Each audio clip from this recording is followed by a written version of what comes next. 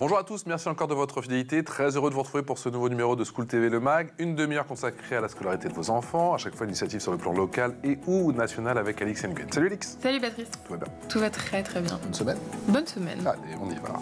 C'est parti pour le sommaire de cette émission. Des fontaines d'eau potable pour les enfants démunis et cela pour les enfants du monde entier. Le Mag s'intéresse aujourd'hui à la Safe Water Cube. Comment est née cette invention française? Pourquoi peut-elle changer la donne dans bon nombre de pays? On voit ça avec son inventeur, son créateur dans un instant. Quel défi pour notre planète quand on parle de biodiversité? Comment sensibiliser efficacement et surtout durablement à la gestion des ressources? Avec quels outils, quel type d'atelier, d'intervention à l'école? On voit ça là aussi avec notre invité La Loupe. Ce sera quoi? Direction la Loire-Atlantique où 8 jeunes ont restauré un cours d'eau. On voit ça dans une dizaine de minutes. On y va pour l'expression orale.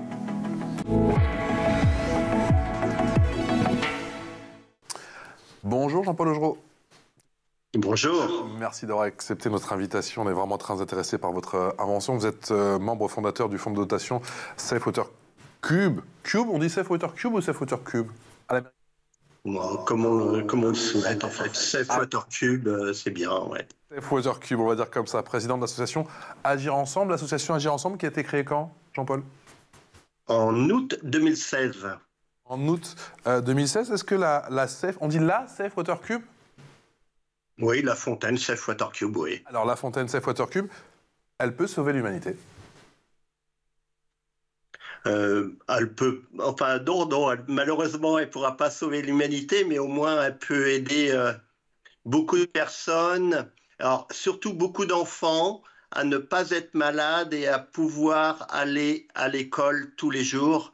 Et parce que en fait, l'eau, c'est un moyen qui permet l'éducation des enfants, parce que 80% des maladies des enfants dans les pays en voie de développement comme l'Afrique ou l'Asie, eh bien 80% des maladies des enfants sont dues à l'eau qu'ils boivent. Quelle est votre histoire? Qu'est-ce qui vous a donné envie de créer ces fontaines qui font la différence? Eh bien, en fait, j'étais chef d'entreprise et puis j'avais différentes sociétés dans le textile. Et un jour, je me suis lavé les dents. J'étais dans un hôtel en Égypte. Je me suis lavé les dents. J'ai contracté une septicémie. Et suite à cette septicémie, elle a détruit ma valve aortique. On m'a fait une greffe humaine. J'ai fait un énorme burn-out et donc j'ai décidé de changer de vie. Et ça s'est traduit comment? Et ça se traduit comment? Ça se traduit que bon, j'ai eu la chance de rencontrer une coach qui a commencé à me remettre en place, et à un moment donné, c'était de dire, eh bien maintenant, qu'est-ce qui pourrait avoir du sens dans ma vie? Et donc là, ça a été relativement facile. Ça a été de dire, eh bien, je suis tombé malade à cause de l'eau. Et je vis parce que quelqu'un m'a donné quelque chose, puisque j'ai une greffe humaine. Aujourd'hui, dans le monde, il y a 2 milliards de personnes qui n'ont pas accès à l'eau potable. Eh bien, je vais essayer de faire quelque chose pour eux. Voilà, ça a été le départ. Et c'est magnifique, on va en parler et on va même l'imager, si je puis dire, avec, regardez les précisions concernant votre création, qu'est la fontaine Safe Water Cube au Cambodge. Ça donne ça. On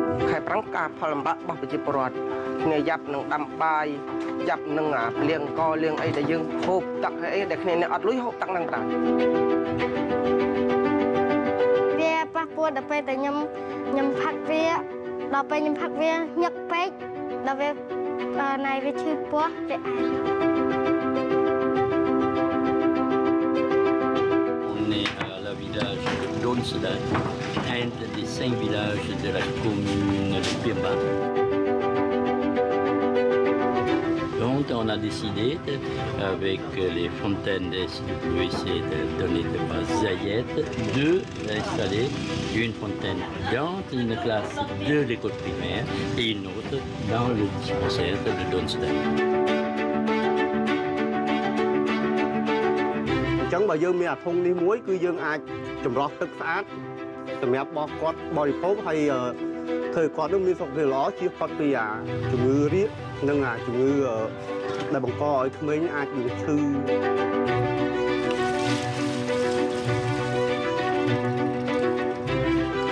À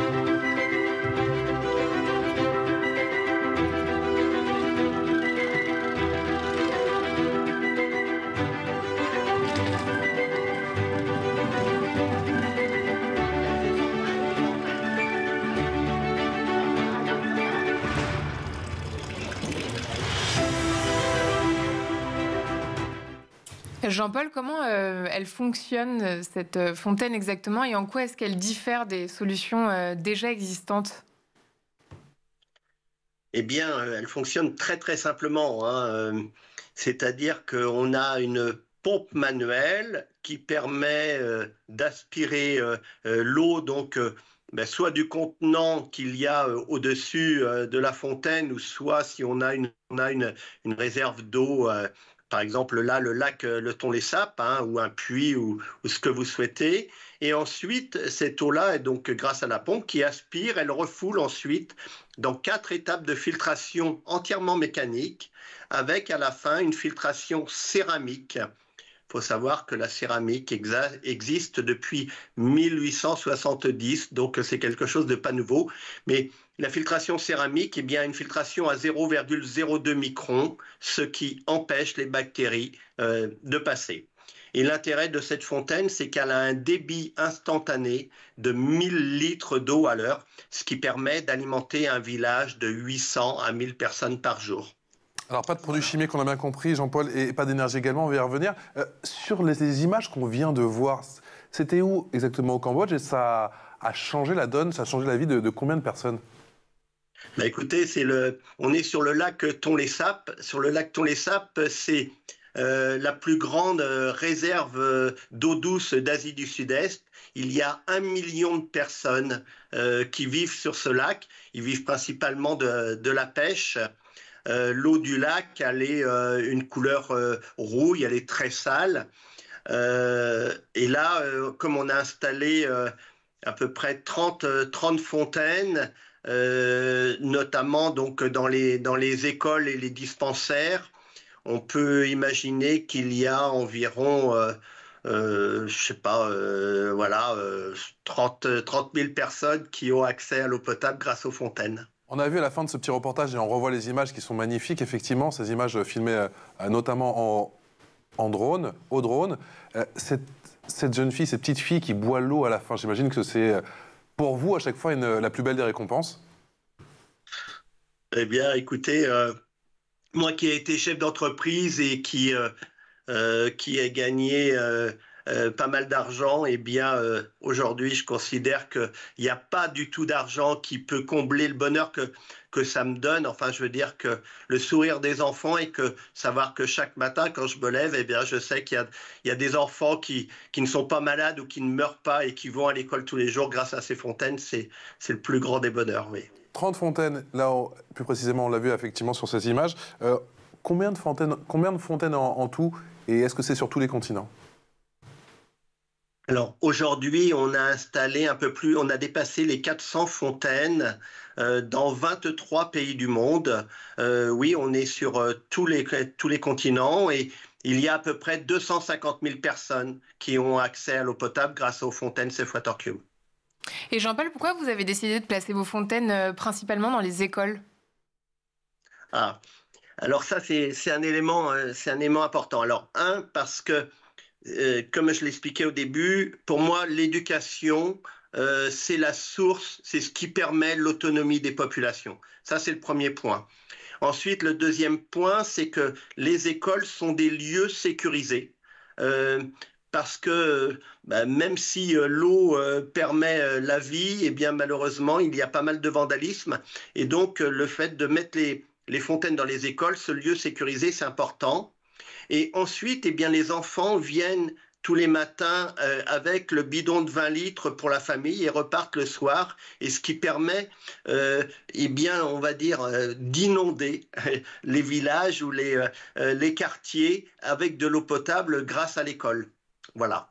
Ça a aussi un impact mécanique, si je puis dire, sur le taux de scolarisation. Eh bien, écoutez, quand on installe des fontaines, parce qu'on finance aussi des repas, eh bien, on peut voir que on baisse de 80 à 85% l'absentéisme des enfants à l'école, et on augmente de 25% le nombre d'enfants scolarisés. Et donc ces 25%, ce sont absolument des enfants qui auparavant n'allaient pas à l'école, parce que très souvent dans les villages, eh bien, les enfants peuvent habiter à 1, 2, 3, 4 kilomètres, et s'ils n'ont déjà pas à manger chez eux, qui n'ont pas de repas le midi, eh bien, souvent, ils ne viennent pas à l'école pour ces différentes raisons, et que lorsqu'ils ont et de l'eau et de la nourriture, eh bien, les parents, pardon, envoient leurs enfants à l'école, pas forcément pour qu'ils étudient, mais au moins pour qu'ils puissent se nourrir correctement. Et Jean-Paul, comment est-ce que vous financez, comment est-ce que vous trouvez les financements pour ces fontaines? Vous êtes aidé par des entreprises, par exemple? Eh bien, alors ça, c'est le plus gros travail, malheureusement, d'aller chercher des financements. Donc, on a des financements de particuliers, des dons de particuliers, des financements du mécénat, donc via des entreprises, des financements de fondations et enfin des financements de collectivités. Vos fontaines n'utilisent pas de produits chimiques, vous nous avez expliqué, pas d'énergie également. C'était, j'imagine, les principales contraintes quand vous êtes... Alors, vous êtes tourné vers qui, d'ailleurs, quand vous avez eu l'idée? Vers qui on se tourne pour se dire, tiens, j'ai une idée de fontaine, il faut qu'elle soit comme ci, comme ça, avec tant de contraintes. On va voir qui? Ben, moi-même. D'accord. Voilà. Est-ce que vous êtes ingénieur de formation? Oui, j'ai une formation de génie mécanique et de génie électrique. Et j'ai d'abord créé des grosses stations complètement automatisées, hein, qu'on retrouve aussi un peu partout dans le monde. Et j'ai d'abord installé en fait une station automatisée qui était grosse comme une machine à laver le linge avec un panneau photovoltaïque dans un village. Et la durée de vie a été de 15 jours. Voilà. Parce que ce n'est pas adapté à ce type de population. Dans les endroits, on est avec des populations qui gagnent moins de 3 € par jour, qui n'ont pas d'outils, qui n'ont pas de formation. Et donc, lorsqu'il y a un produit qui tombe en panne, eh bien, il n'y a pas de moyen de les réparer. Voilà. Alix, vous parlez des fonds. Combien ça coûte une fontaine? Une fontaine, ça coûte 7 000 € installée sur place. C'est-à-dire qu'il y a le coût de fabrication. C'est nous-mêmes, hein, au niveau de l'association, on a à peu près une centaine de membres. C'est nous-mêmes qui montons les fontaines chez nous. Et ensuite, donc, on expédie ces fontaines dans les différents pays et on va installer, faire la mise en service et la formation des populations, des responsables des fontaines dans les différents pays. Et ça coûte 7 000 €, tout compris. Et Jean-Paul, elles sont faites pour durer combien de temps, ces fontaines? Eh bien, écoutez, elles sont faites pour durer, alors déjà minimum 10 ans. En fait, comme il n'y a que des produits mécaniques, tout peut se remplacer. Les filtres, c'est facile à remplacer. C'est que du standard. Et donc, de temps en temps, on doit remplacer des joints où il peut y avoir de la corrosion. Et donc, on peut remplacer des raccords, mais c'est vraiment d'une simplicité biblique, quoi. Ça veut dire que sur place, vous formez les locaux à la réparation de ces fontaines? Complètement, hein. Donc ça, c'est vraiment le principe et c'est pour ça que c'est quelque chose de très simple et de très mécanique. C'est que quelles que soient les personnes, eh bien, tout le monde est en capacité de réparer une fontaine. Tout le monde est capable d'utiliser une clé à molette pour desserrer un raccord qui pourrait fuir et de remplacer le joint. Donc, et lorsqu'il y a dans chaque secteur, là on a pu le voir aussi sur la vidéo, dans chaque secteur où il y a plus de 15 à 20 fontaines, eh bien on y met un responsable technique qui va pouvoir gérer l'ensemble des péripéties qui peuvent se produire sur les différentes fontaines et donc qui peuvent encadrer les responsables techniques de chaque fontaine. Jean-Paul Augereau, comment ça se passe le processus pour l'installation? Est-ce que déjà c'est les responsables de telle ou telle localité qui vous contactent? Est-ce que c'est vous qui repérez des zones que vous souhaitez aider? Comment ça se passe? Ça marche dans les deux sens? Non, ça ne marche pas dans les deux sens parce qu'il y a une vraie problématique culturelle. Il faut comprendre que même si les populations n'ont pas forcément accès à l'eau potable et que les enfants ont des maux de ventre ou sont malades ou voire même meurent, on n'a pas la même notion de l'hygiène, de la santé et de la mort. Et donc, en fait, on ne fonctionne que lorsque ce sont des associations qui sont installées sur place dans les différents villages, des associations qui peuvent travailler dans l'éducation, dans la santé, dans l'agriculture ou dans l'eau. Et ce sont ces associations qui viennent nous chercher parce qu'il y a une véritable demande et une véritable prise de conscience de l'importance d'avoir de l'eau potable dans les villages. Mais sinon, on n'y va pas, parce que si on y allait, eh bien, on pourrait fournir des fontaines qui ne serviraient pas, qui ne seraient pas utilisées, parce que les populations n'auraient pas conscience de l'importance d'avoir de l'eau potable. Est-ce qu'il y a également des changements qui sont au final insoupçonnés quand vous avez effectivement créé cette fontaine et que vous avez commencé à les installer, quand vous avez des retours d'expérience? Est-ce qu'il y a des effets que vous ne soupçonniez pas? Ce n'est pas forcément des effets qu'on ne soupçonnait pas, mais c'est plutôt des effets qu'on espérait et qui ont vraiment lieu. C'est le fait que dans des écoles, il y ait 100% des écoles qui existent depuis 40, 50 ans et que pour la première fois, eh bien, ils ont 100% de réussite aux examens. Voilà, je pense qu'après, moi, je ne demande plus rien, quoi. On continue à parler de votre invention géniale et de vos actions, Jean-Paul. Dans un instant, c'est juste après la loupe. La loupe, c'était avec Alix.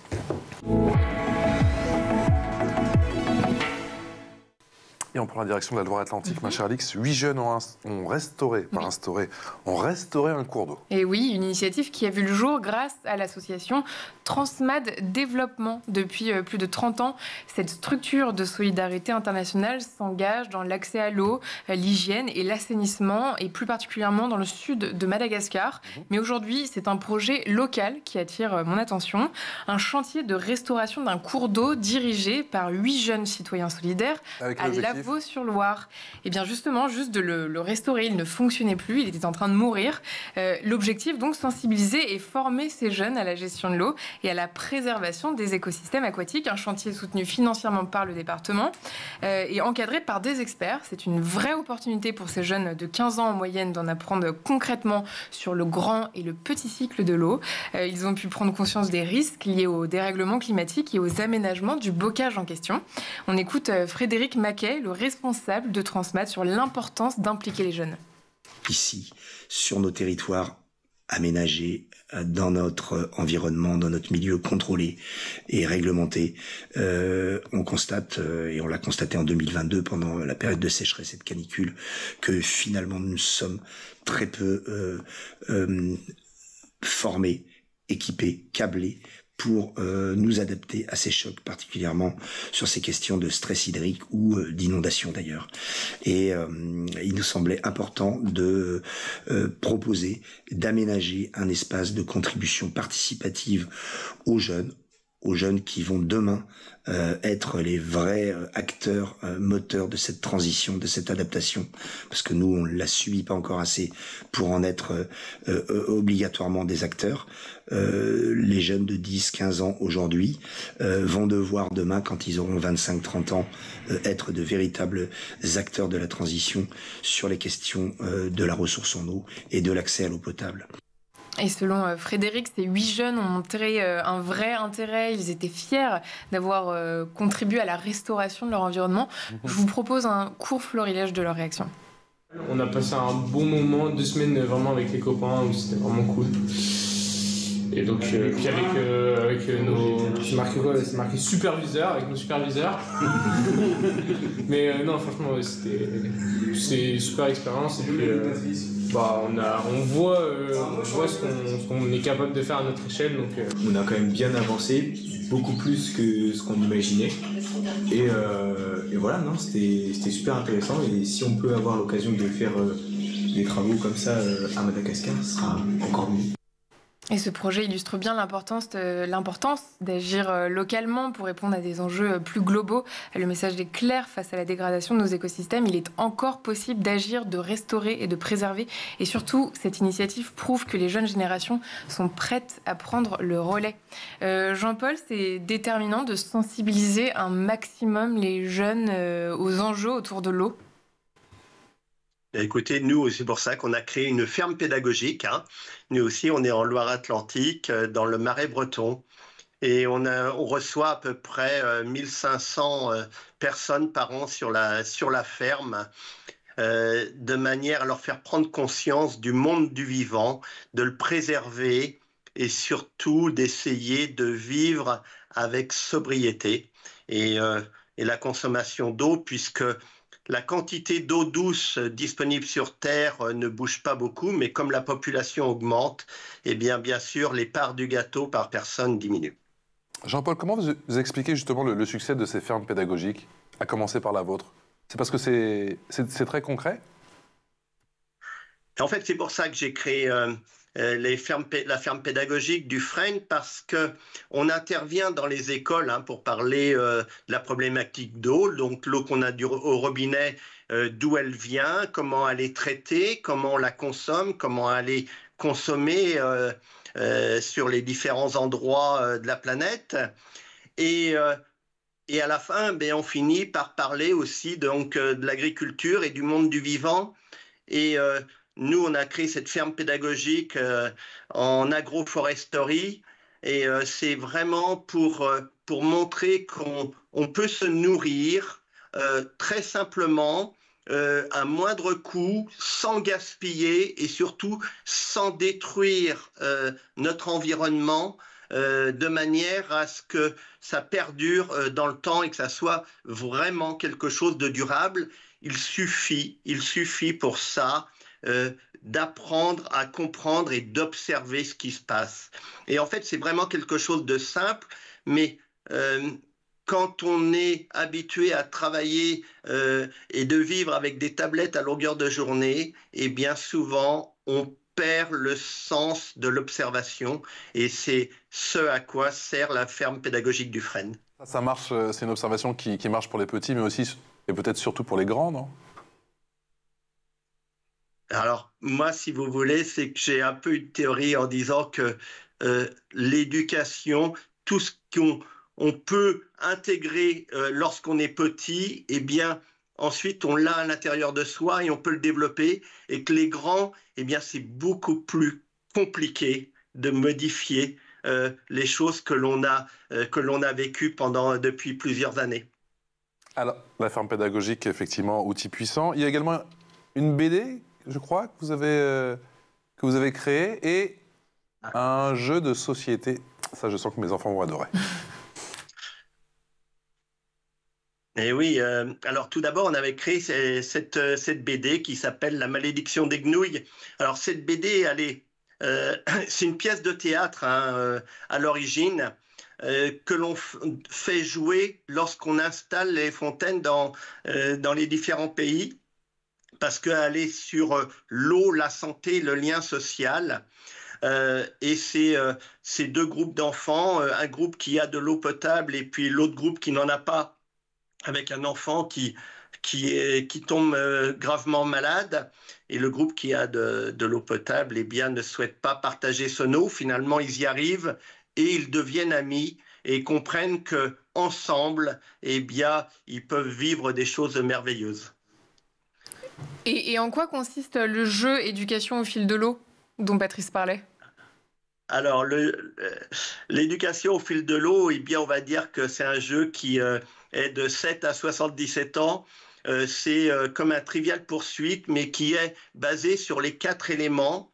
Et donc, avec l'élément eau, qui est quand même l'élément majeur.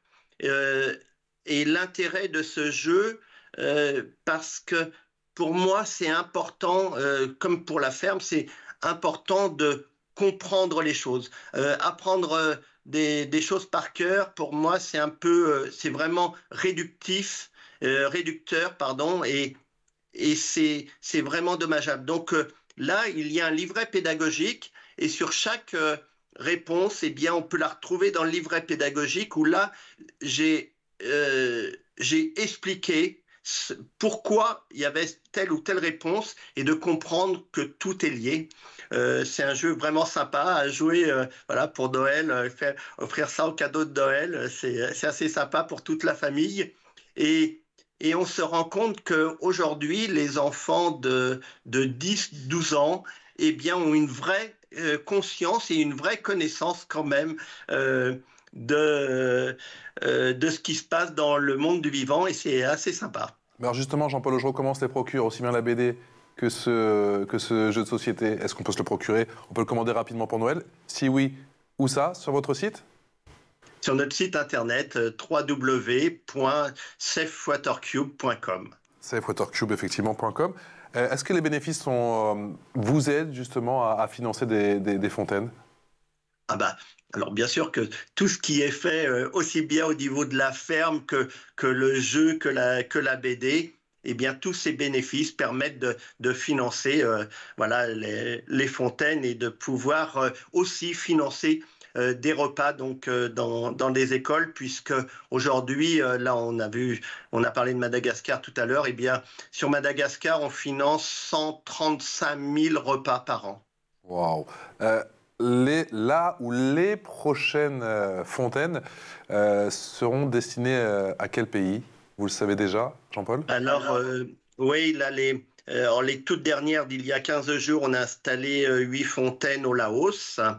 Et les prochaines seront installées dans l'ordre en Côte d'Ivoire, au Bénin, au Sénégal et en fin d'année 2025, j'espère, aux Philippines. Dernière question, est-ce que ces fontaines sont amenées à évoluer? J'imagine que... Je vous vois, j'ai l'impression que vous fourmillez d'idées. Est-ce qu'elles sont amenées à être déclinées? Est-ce qu'il y aura plusieurs formats, plusieurs systèmes? Comment ça va se passer dans les prochaines années? Comment vous voyez ça? Quels sont vos... Alors, en fait, la fontaine, oui, un peu, on peut avoir des formats qui sont fabriqués suivant les besoins à la demande, donc des plus grands formats.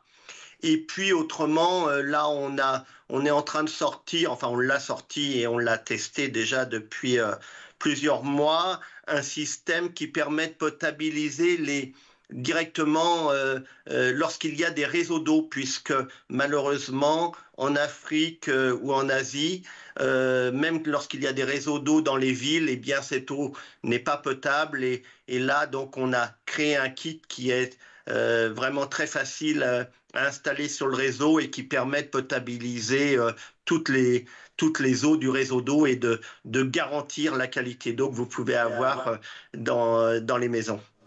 Merci infiniment, Jean-Paul. Jean-Paul Augereau, merci infiniment de nous avoir accordé cette demi-heure à Alix et moi dans cette nouvelle émission de School TV Le Mag. Encore bravo pour tout ce que vous faites.